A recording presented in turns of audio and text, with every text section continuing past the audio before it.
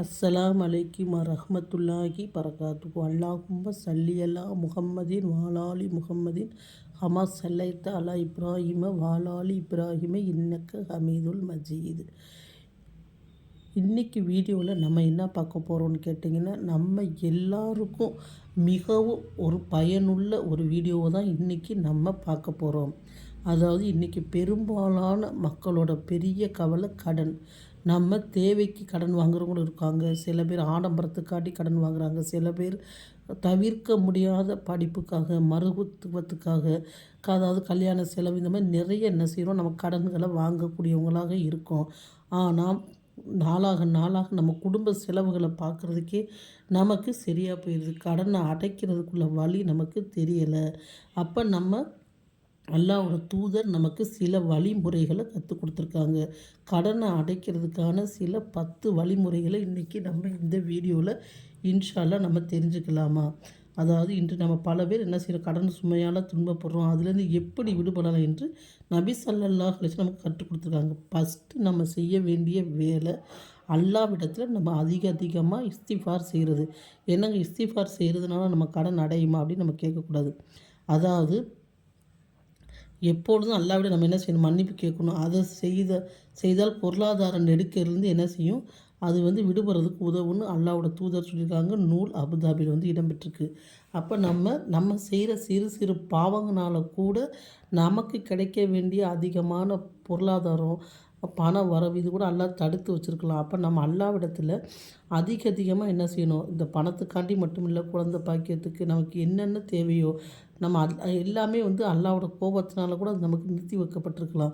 அதனால் ஒரு நாளைக்கு நம்ம அதிகமாக என்ன செய்யணும், அல்லாஹ்விடத்தில் அதிகமாக பாவம் மன்னிப்பு கேட்கணும். இஸ்திஃபார் அஸ்தஃபிருல்லாஹில் அலி அப்படின்னு சொல்லி அதிகமாக ஃபஸ்ட்டு நம்ம என்ன செய்யணும், மன்னிப்பு கேட்கக்கூடியவங்களாக இருக்கணும் இன்ஷா அல்லாஹ். அடுத்து நம்ம அல்லாஹ்வோட தூதர் நமக்கு சொல்லி கொடுத்த, அதாவது கடனை அடைக்கக்கூடிய துவா இருக்குது. அந்த துவாவை நம்ம ஒவ்வொரு ஃபர்லு தொழுகைக்கு பிறகும் அடைக்கக்கூடியவங்களாக இருக்கணும், ஓதக்கூடியவங்களாக இருக்கணும். ஒரு முறை அல்லாஹ்வோட தூதர் நபிகள் நாயகம் ஸல்லல்லாஹு அலைஹி வஸல்லம் அவர்கள் பள்ளிவாசலில் இருக்கிறப்போ ஒரு மனிதரை கண்டாங்க. நீங்கள் என்ன இந்த தொழுகை நேரம் இல்லையே, நீங்கள் எதுக்கு இங்கே வந்திருக்கீங்க?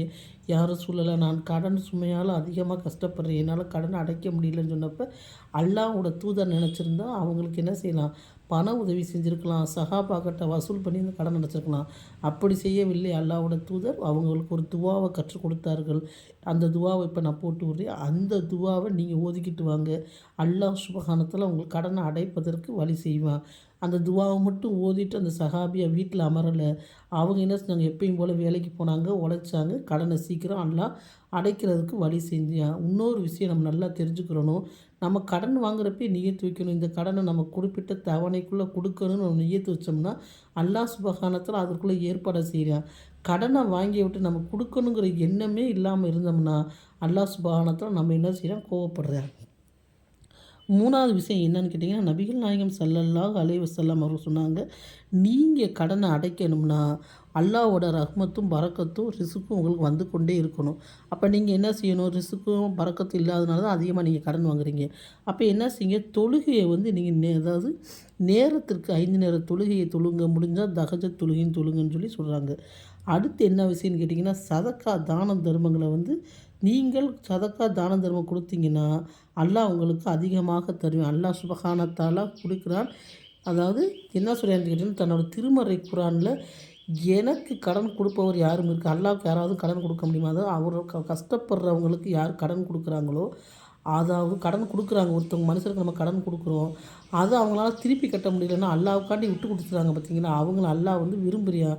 அது மட்டும் இல்லை, தன்னிட்டு இருக்கிற தானம் தர்மம் பொருளில் தானம் தர்மம் சதக்காவை செய்கிறத அல்லாஹ் விரும்புகிறேன். இப்போ காலகட்டத்தில் பார்த்திங்கன்னா வருஷத்துக்கு ஒரு சில வீடு வாசல் நகை எல்லாம் இருக்கிறவங்க சில பேர் தான தர்மம் ஜக்காத்தை கொடுக்குறாங்க. பல பேர் பல முஸ்லீம்கள் கொடுக்கறதே இல்லை. அப்போ அல்லாஹ் சுப்ஹானஹு தஆலா அந்த சதக்கா கொடுக்காதவர்களுக்கு நாளை மறுமை நாளில் அந்த என்ன செய்வான், அந்த பண நகைகளை வச்சு உருக்கி என்ன செய்வானா, காதில் ஊற்றுவானா, செம்பில் காதில் ஊற்றக்கூடியவனாக அல்லாஹ் பாதுகாக்கட்டும்.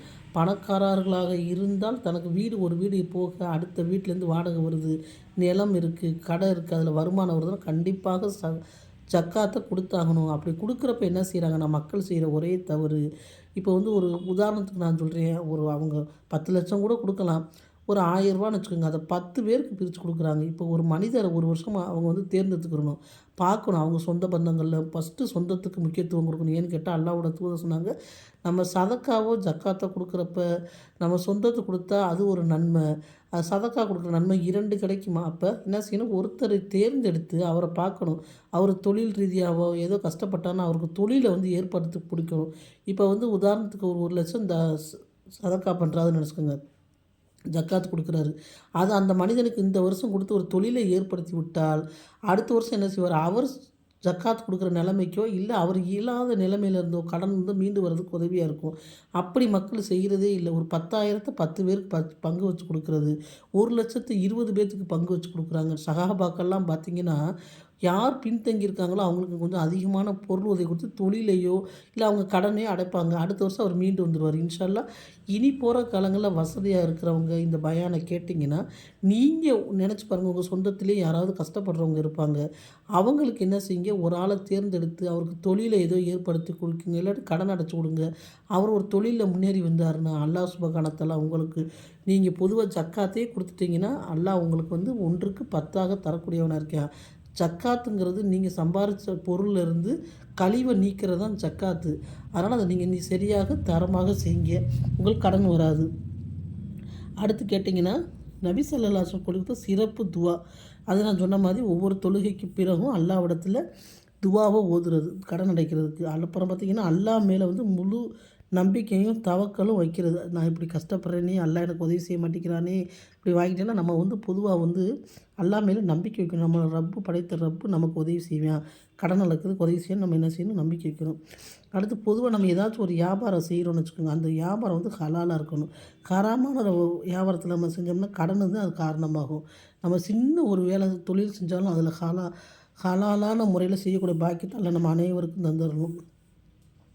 அடுத்து பார்த்தீங்கன்னா, கடன வந்து அடைப்பவருக்காக அல்லாஹ் உதவி செய்கிறான். ஒருத்தர் வந்து கடன் பட்டிருக்காரு.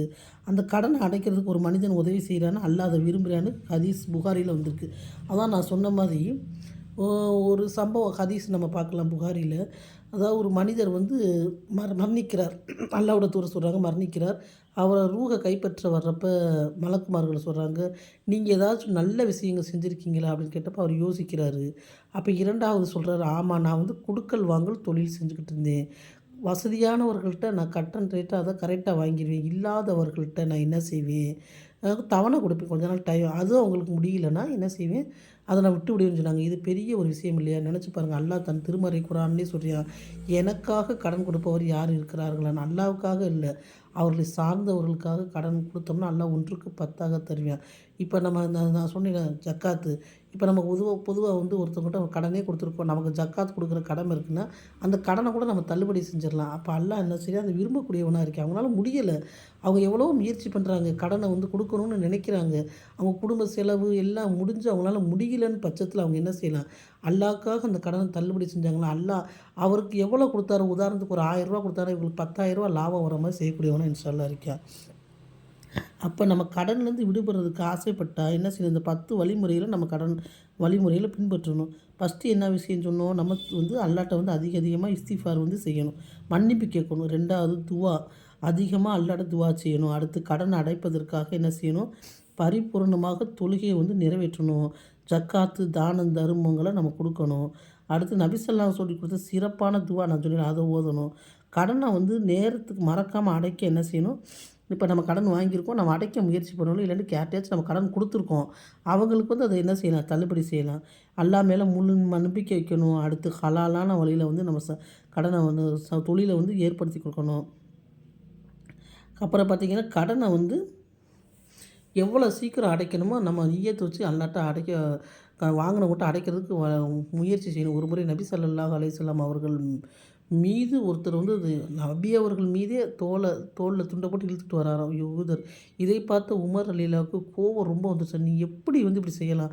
நபி ஸல்லல்லாஹு அலைஹி வஸல்லம் மீது நீ என்ன இப்படி செய்ற?" அப்படின்னு கேட்டதுக்கு அல்லாஹ்வோட தூதர் சொன்னாங்களாம், "அவர் மீது தப்பில்ல, கடன் வாங்கியிருந்தேன். அத குடுக்க தவணை கூடி விட்டதுன்னு நீங்க முடிந்தா என் கடன அடைங்கன்னு" சொல்லி அல்லாஹ்வோட தூதர் சொன்னாங்களாம். அது மட்டும் இல்ல, இன்னைக்கு காலகட்டத்தில பார்த்தீங்கன்னா, கடனை வாங்கிட்டு மக்கள் தேவைக்கு அதிகமாக, அதாவது நம்ம வாழ்றதுக்கு அல்ஹம்துலில்லாஹ்ன்னு நம்ம ஒண்ணு கணவன் ஆடம்பரமா இருப்பார், இல்லாட்டி மனைவி ஆடம்பரமா இருக்கும், பிள்ளைகள் ஏதோ ஒரு செலவுல நம்ம என்ன செய்றோம், ஆசையில பிள்ளைகள இங்கிலீஷ் மீடியத்தில படிக்க வைக்கணும்னு கடனை வாங்குறோம். நம்ம நினச்சா கவர்மெண்ட் ஸ்கூல்ல படிக்க வைக்கலாம். அல்லாஹ் பாதுகாக்கட்டும்.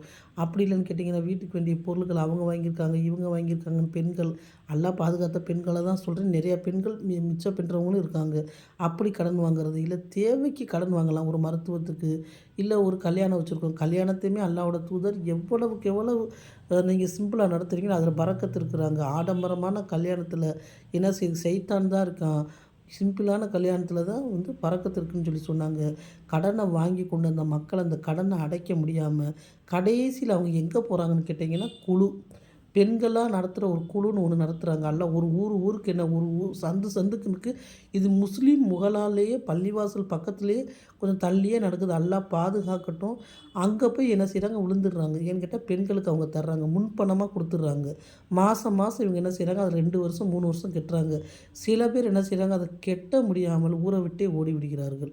அப்ப இது நம்ம தேவையில்லாத ஆடம்பர செலவுகள செஞ்சு, அதுக்காண்டி குழுவுல சேர்ந்து தன் இருப்பிடம், பழகுன சொந்த பந்தம் எல்லாத்தையும் விட்டுட்டு ஊர விட்டு ஓடுறாங்க ஒரு சிலர்.